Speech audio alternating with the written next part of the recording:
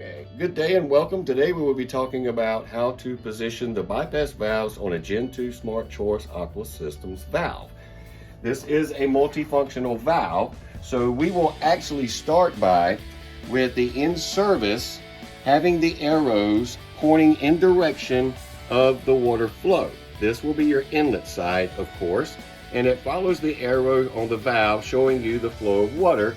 On the opposite side shows you the exit arrow and the arrow pointing toward the supply direction it's going.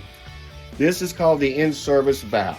Now, the second function to this valve bypass is if you had a leak going on, instead of running out to your water meter and digging and looking for your handle, or running out to your well and cranking the gate valve, you can simply just take the inlet part of the bypass valve and turn it to the center, and this will actually shut the water off at this point and further down the line. So there is no more water feeding the home, so the leak will eventually stop as soon as pressure is resolved. Then the other bypass setup with this particular valve system would be in a total bypass mode.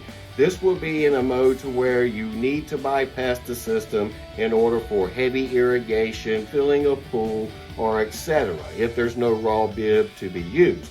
So in order to do so, to completely bypass the valve, we will take both inlet side, turn it a quarter turn to the center, and also the exit side and turn it a quarter turn to the center.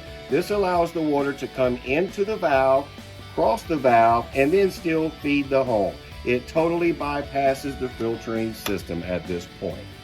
So I hope these tips help. And as always with Ackuritlabs and Aqua Systems, water is life, and we fix water.